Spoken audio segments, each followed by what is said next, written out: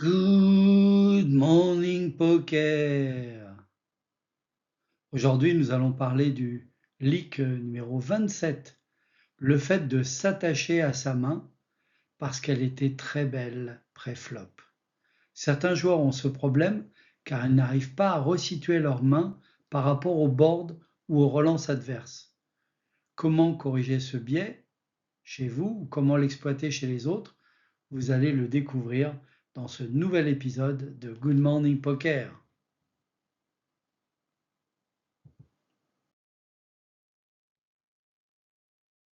T'as touché une belle main.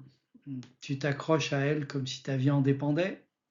Attention, tu es peut-être en train de tomber dans le piège de la main collante, trop belle pour être muquée. Beaucoup de joueurs se disent: j'ai une top paire, je ne peux pas folder.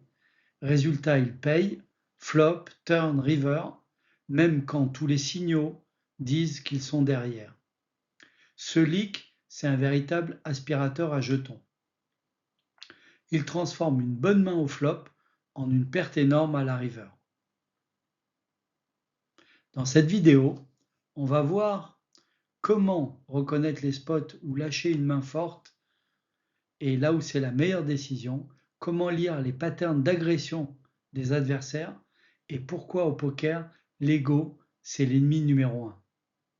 Savoir folder une belle main, c'est souvent ça, un vrai move gagnant. Donc, si tu aimes trop ta main au poker, tu oublies de regarder ce que les autres font. Tu peux perdre beaucoup juste parce que tu ne veux pas jeter tes cartes. Une belle main au début ne veut pas dire que tu vas gagner le pot à la fin. 3 idées qui sont très confondues sur le sujet. J'ai une bonne main pré-flop, je dois aller jusqu'au bout. Faux. Le flop peut tout changer et les streets suivantes encore plus. Perdre avec une belle main veut dire que j'ai mal joué. Faux. Le bon jeu ne dépend pas du résultat, mais des bonnes décisions. Mon adversaire bluffe sûrement dans ce spot. Pas sûr. Espérer juste que l'autre bluffe, c'est parfois juste s'auto-tromper.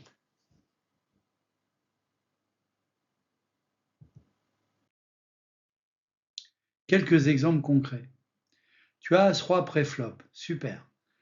Mais le flop affiche 7, 8, 9 assortis. Ton adversaire, donc très fort, tu refuses de te coucher parce que tu as As-Roi et donc c'est 2 overcards par rapport à 7, 8, 9. Tu refuses d'envisager qu'il ait une suite, voire une couleur ou une overpair, comme paire de 10, paire de valet, etc. Et donc tu perds parce qu'il avait flopé une quinte. Tu as paire de dames, un roi tombe au flop et ton adversaire mise comme s'il avait touché son roi. Tu continues quand même et bien entendu, il avait roi 5 off, tu perds un gros pot et d'ailleurs tu pars en tilt. Tu as as valet, ce qui est très bien, mais le flop est 2, 5, 7 rainbow. Tu ne touches rien, l'autre mise fort, mais tu calls parce que As-Valet, c'est une belle main au départ. En fait, il avait touché brelan de 2. Comment on exploite ce défaut chez les autres joueurs? Si tu sais qu'un joueur ne veut jamais coucher une bonne main, alors tu peux bluffer souvent contre lui, surtout quand le board est dangereux. Et bluffer évidemment avec un tirage que tu vas ensuite toucher. Et aussi, tu sais qu'il déteste jeter As-Roi et justement, toi, tu as touché la 5e paire. Il n'y a ni As ni Roi sur le board. Eh bien, tu peux faire une grosse mise. Il va te payer river, même avec son As-Roi, qui est finalement juste une hauteur As. Tu peux inverser. Tu peux slow play aussi, une très grosse main contre lui. Par exemple, il a As-Roi avec un flop As-8, 4, Rainbow. Toi, tu as touché brelan de 8. Ben, il va continuer à miser avec sa top pair, top kicker, en croyant qu'il est devant.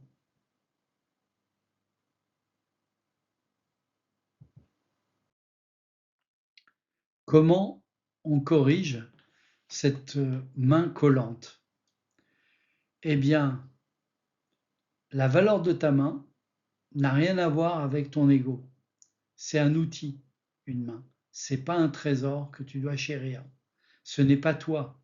Ce n'est pas le fait que tu sois soi-disant devant. Pour ça, il faut que tu te poses une question. Est-ce que je bats vraiment ce que mon adversaire représente par ses actions? Sois prêt à jeter une belle main si le board et l'action sont alignés et te disent que tu es battu. C'est pas lâche, c'est fort, c'est un hero fold. Si jamais ton adversaire ne résiste pas à te montrer un bluff, tu le notes et la prochaine fois, éventuellement, tu paieras avec une main moyenne et tu vas inverser la tendance. Mais cette main-là, si tout est aligné et te dit que tu es battu, c'est que tu es vraiment battu. Quel est le moyen mnémotechnique pour faire attention? C'est aïe. Aïe comme pour dire fais attention. A comme adversaire. Qu'est-ce qui montre par ses mises? Le type d'adversaire qui mise tout le temps en value et qui bluffe jamais, il mise. C'est qu'il a touché quelque chose qui probablement nous bat. Surtout si nous, on n'a rien touché avec notre très belle main pré-flop. Que nous dit le board? L'information du board. Est-ce que cette street, le flop, le turn, la river, change la valeur de ma main? Est-ce que ma main, elle est dominée? Et enfin, le E comme ego. Est-ce que je joue pour gagner ou je m'accroche parce que j'ai une belle main? Est-ce que je joue avec ma tête ou avec mon ego? Aïe!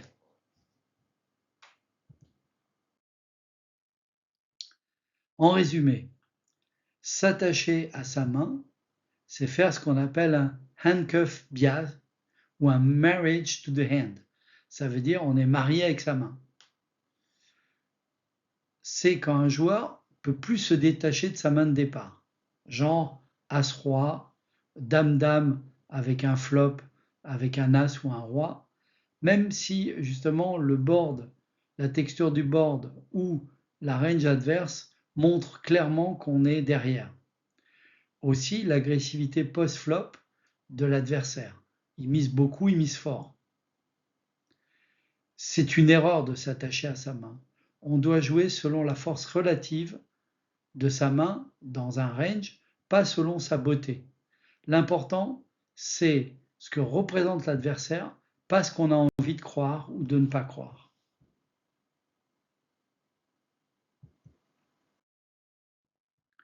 Voilà, tu trouveras tous mes livres en français, la collection Poker Instinct sur Amazon.fr, depuis le niveau débutant jusqu'au joueur confirmé. N'hésite pas à t'abonner à ma chaîne YouTube gratuite Good Morning Poker et je te dis à bientôt.